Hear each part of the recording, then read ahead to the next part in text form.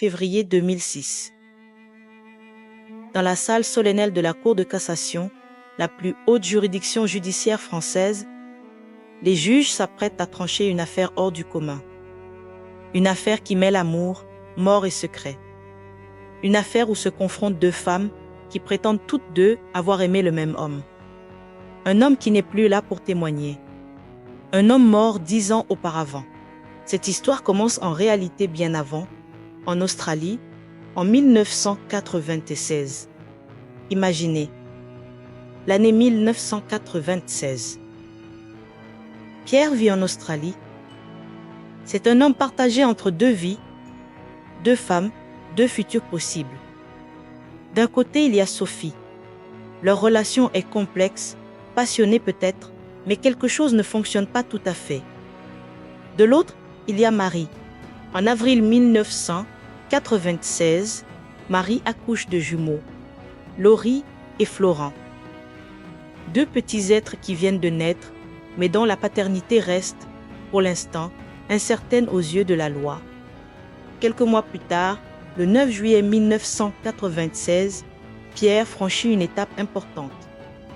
Il se rend chez un juge de paix australien et dépose officiellement une notification d'intention de mariage avec Sophie. C'est un document officiel, une formalité qui engage. Dans le système australien, cette notification reste valable plusieurs mois. Mais la vie, comme souvent, va en décider autrement. Le 21 novembre 1996, Pierre décède brutalement. Les circonstances de sa mort restent floues dans les documents officiels, mais ce que nous savons, c'est qu'il laisse derrière lui 2 femmes et 2 enfants. Et une question terrible. Quelle était réellement sa volonté? Sophie est effondrée. Elle vient de perdre l'homme qu'elle aimait, celui qu'elle devait épouser. Et elle connaît l'existence d'un recours exceptionnel, presque romantique, inscrit dans le droit français, le mariage posthume. Le mariage posthume. Cette possibilité extraordinaire qui permet d'épouser quelqu'un après sa mort, à condition de prouver qu'il y avait une intention claire de se marier. C'est l'article 171 du Code civil français qui le prévoit, et c'est au président de la République lui-même d'autoriser ou non ce mariage d'un autre temps. Sophie constitue un dossier. Elle rassemble des preuves, cette fameuse notification d'intention, déposée auprès du juge de paix australien en juillet. Peut-être des lettres, des témoignages. Elle veut prouver que Pierre voulait l'épouser. Et le 28 mars 1997, 4 mois après la mort de Pierre, le président de la République française rend sa décision. Il autorise le mariage posthume. Le 18 avril 1997, dans une cérémonie surréaliste où l'un des époux est absent pour toujours, Sophie devient officiellement Madame, veuve de Pierre. Mais l'histoire ne s'arrête pas là. Loin de là. Marie, elle, n'a pas dit son dernier mot. Elle aussi a des preuves. Elle aussi a des droits à faire valoir. D'abord, il y a les enfants. En juin 1998, elle saisit le tribunal de grande instance de Grenoble et obtient un jugement décisif. Pierre est reconnu comme le père de Laurie et Florent. Juridiquement, cela change tout. Car si Pierre est le père de ses enfants nés en avril 1996, cela signifie qu'en juillet 1996, quand il déposait cette notification de mariage avec Sophie, il était déjà père. Cela signifie peut-être qu'il menait une double vie. Cela signifie surtout que sa volonté réelle de se marier avec Sophie peut être questionnée. Marie décide alors de franchir un pas supplémentaire, un pas audacieux. Elle attaque le mariage posthume lui-même. Elle demande l'annulation du décret présidentiel et du mariage célébré entre Sophie et Pierre. Sa logique est implacable. Certes, il y a eu une formalité officielle en juillet 1996. Mais entre juillet et novembre, 5 mois se sont écoulés. 5 mois pendant lesquels Pierre a peut-être changé d'avis. 5 mois pendant lesquels il a peut-être réalisé que c'était avec Marie et ses enfants qu'il voulait construire sa vie. Comment savoir ce que pensait vraiment Pierre dans ces derniers jours? Dans ces dernières heures, Marie produit des témoignages. Des gens qui auraient vu Pierre hésiter, douter, se rapprocher d'elle. Elle analyse les circonstances de son décès. Elle construit un récit alternatif. Celui d'un homme qui n'avait plus, au moment de mourir, l'intention d'épouser Sophie. Mais le tribunal de grande instance, puis la cour d'appel de Grenoble, rejette ces demandes. Le 5 septembre 2001, la cour d'appel de Grenoble rend un arrêt sans appel, du moins le croit-elle. Les juges estiment que leur rôle est limité. Selon eux, le président de la République a apprécié souverainement l'existence d'une intention de mariage.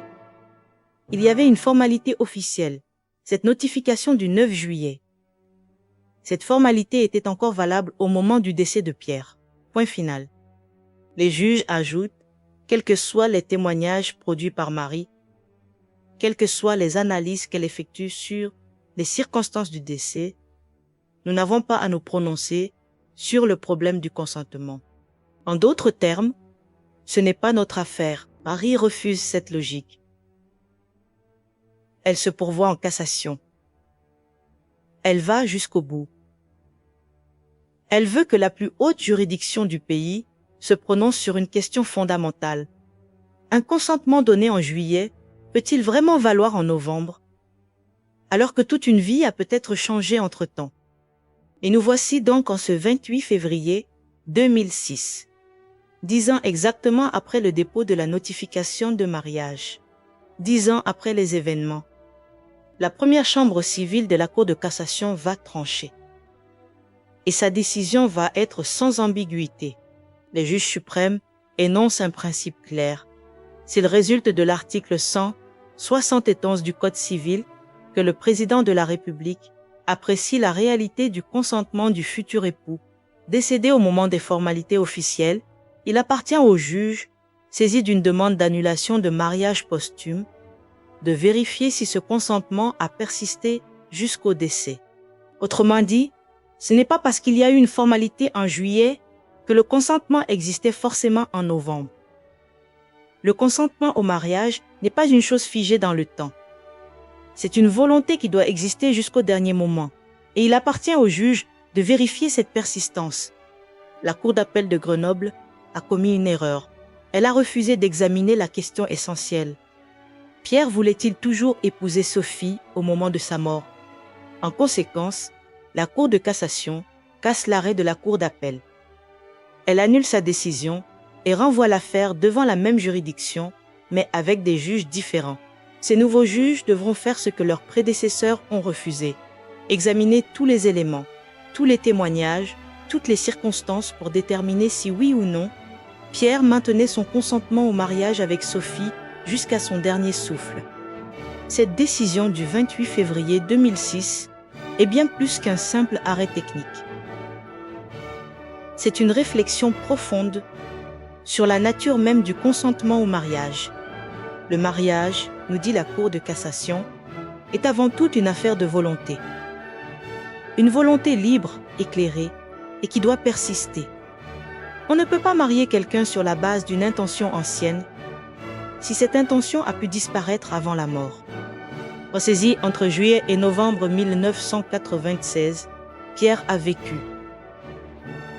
Il a peut-être vu grandir ses jumeaux pendant quelques mois.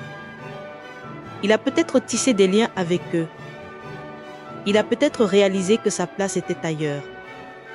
Ou peut-être pas. Peut-être est-il resté fidèle à son engagement envers Sophie jusqu'au bout. Nous ne le saurons jamais avec certitude. Mais ce que nous dit la Cour de cassation, c'est que cette incertitude doit être explorée, examinée, pesée.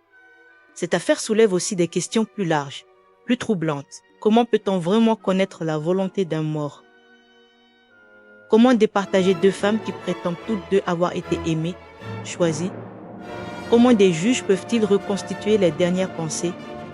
les dernières intentions d'un homme qui n'est plus là pour témoigner.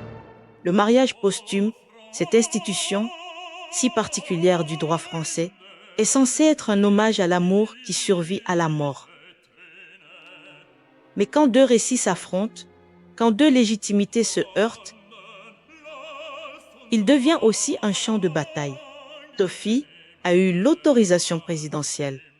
Elle a la force d'un décret officiel. Elle a cette notification de juillet qui prouve une intention. Marie a des enfants reconnus. Elle a peut-être des témoignages de l'évolution des sentiments de Pierre. Elle a l'argument du temps qui passe et des volontés qui changent. Après cette cassation, l'affaire est donc repartie devant la cour d'appel de Grenoble. De nouveaux juges ont dû rouvrir le dossier, écouter à nouveau les témoins, examiner les preuves. Ont-ils finalement annulé le mariage posthume? Ont-ils au contraire confirmé son authenticité? Les archives ne nous le disent pas toujours clairement. Mais ce que nous savons, c'est que cette décision de 2006 a créé un précédent important. Désormais en France, quand on demande l'annulation d'un mariage posthume, les juges ne peuvent plus se contenter de vérifier l'existence d'une formalité officielle. Ils doivent aller plus loin. Ils doivent enquêter sur la persistance du consentement jusqu'au décès. C'est une protection supplémentaire. Une garantie que le mariage posthume ne sera pas accordé ou maintenu sur la base d'une volonté ancienne qui aurait pu être démentie par la vie. Cette histoire nous rappelle aussi quelque chose d'essentiel. Le droit n'est pas qu'une affaire de textes et de procédures. C'est aussi une tentative, souvent imparfaite, de rendre justice à la complexité des vies humaines. Pierre n'était peut-être pas un homme simple. Comme beaucoup d'entre nous, il était probablement traversé de contradictions, de désirs multiples, de loyautés concurrentes. Il aimait peut-être Sophie. Il était peut-être aussi attaché à Marie et à ses enfants. Peut-être ne savait-il pas lui-même ce qu'il voulait vraiment. Et quand la mort l'a fauché en novembre 1996, elle a figé cette incertitude pour toujours. Le droit, lui, doit trancher. Il doit dire qui a raison, qui a tort. Il doit désigner une veuve légitime et peut-être en débouter une autre.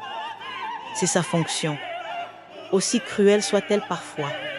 Mais cette décision de la Cour de cassation nous rappelle que dans cet exercice de pouvoir, les juges doivent rester humbles. Ils doivent chercher la vérité autant que faire se peut. Ils doivent examiner toutes les preuves, écouter tous les récits avant de dire le droit. Aujourd'hui, 20 ans plus tard, les jumeaux Laurie et Florent sont de jeunes adultes. Sophie a peut-être refait sa vie, ou peut-être reste-t-elle la veuve de Pierre dans son sœur. Marie aussi a continué à vivre, à élever ses enfants. Mais quelque part, dans les archives judiciaires, dans les registres d'état civil, dans la mémoire administrative de la République, cette histoire continue de résonner. Elle nous rappelle que le mariage, même posthume, même symbolique, a un poids réel, qu'il ne peut pas être accordé à la légère, et que le consentement, ce mot si simple en apparence, est en réalité une chose vivante, fragile, qui mérite d'être protégée jusqu'au bout. Ceci était l'histoire d'un arrêt de la Cour de cassation, rendu le 28 février 2006. L'histoire d'un mariage posthume contesté.